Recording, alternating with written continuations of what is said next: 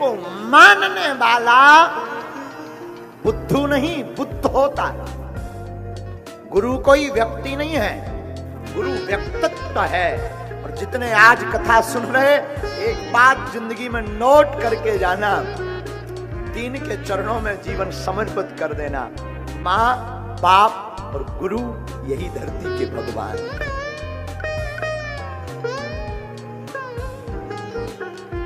ये धरती के ईश्वर हैं, याद रखना।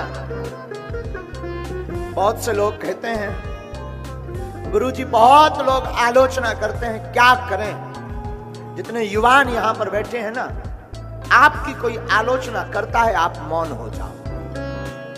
आलोचना का जवाब है मौन।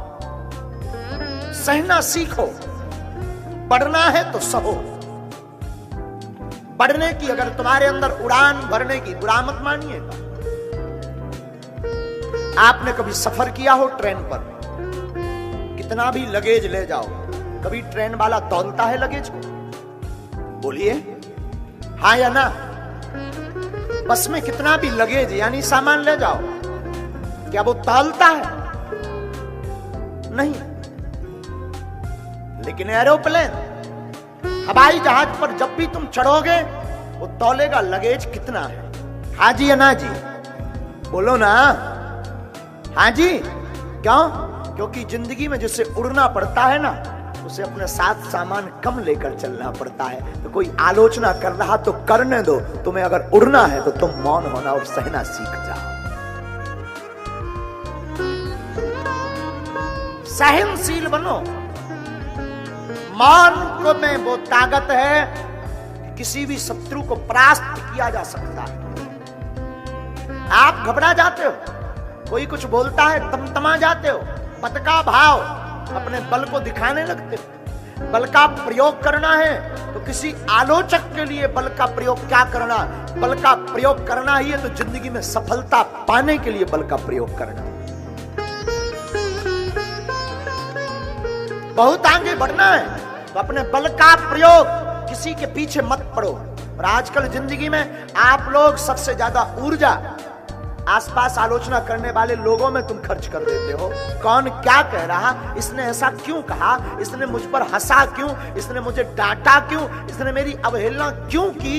इसकी वजह तुम अपनी ऊर्जा का दोहन, ऊर्जा का संशोधन करके ऊर्जा को खर्च करना सीखना है। अपने कर्तव्य में, अपने कर्म में, अपने लक्ष्य को पाने में लगाओ और उसको जवाब देना ही है तो काम करके दिखा करके आप उसको जवाब दो।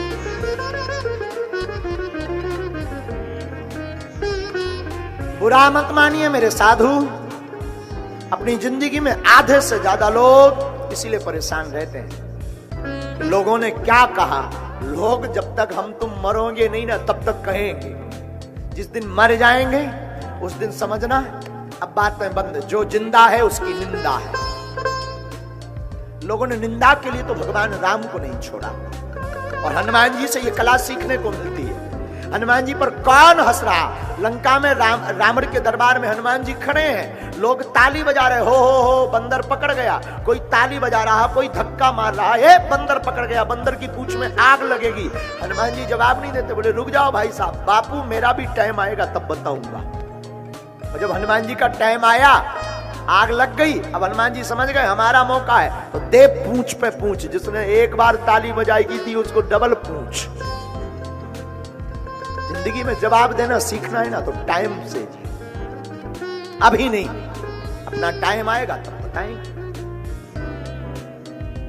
आज नहीं कल आएगा। ये जिंदगी गोल है, टाइम आता है। जितना उसमें बर्बाद करना है कि उसने ऐसा क्यों कहा, इसकी वजह आज से ही तुम अपने लक्ष्य पर चलने के लिए तैयार हो जाओ। ये कथा तुम्हें बहुत कुछ देकर जाएगी। इस कथा को अगर तुम जिंदगी में सह लोगे ना, सहना सीख जाओ, मौन होना सीख जाओ और कर्तव्य पथ पर बढ़ते जाओ, बुलंदियां, कामयाबियां तुमको चूमेगी। पढ़ो। हम किसी और की क्या कहें, हम अपनी जिंदगी के निजन्मों कहते हैं। रोज हमारे लिए दो चार लोग बोलते रहते हैं, दो चार। कोई यूट्यूब खोलकर बोलता है, कोई मंच लगाकर बोलता है, कई अनशन करते हैं। अब कई जो हमारे आसपास लोग हैं वो कहते थे गुरुजी क्या करना, हमने कहा बापू अभी अपना टाइम नहीं। अभी नहीं बोल रहे, फिर बोलेंगे जब अपना टाइम आएगा बताएंगे। हिसाब किताब देना है, क्योंकि ये तो हमारे इष्ट ने भी सिखाया। हनुमान जी का जब दाव लगा तो एक भी घर नहीं छोड़ा लंका में, एक भी घर नहीं, एक विभीषण कर ग्रह नहीं, केवल विभीषण जी का छोड़ा। उनका भी क्यों छोड़ा? क्योंकि उनके घर से कोई चंदा नहीं आया, उनके घर से कुछ भी मटेरियल नहीं आया हनुमान जी की पूंछ जलाने के लिए, बाकी सबके घर से आया। तो हमारे इष्ट भी इतने प्यारे हैं कि पहले सहन किया, मान किया, और जब जलाया तो ऐसा जलाया उलट पलट लंका सब जारी। आप भी जो कथा सुन रहे हैं, हमारी प्रार्थना है व्यासपीठ से बाहर भी सुन रहे हैं। बहुत से लोग कहते हैं गुरुजी कथा में टाइम बर्बाद होता है, क्या फायदा है? अरे मेरे प्यारे, तू कथा कभी मत छोड़ना, कथा सुनने आया कर, बैठा कर। जिंदगी में तू अगर कथा में एक भी सूत्र पर चल जाएगा ना, तेरी जिंदगी में 4 चांद लग जाएंगे।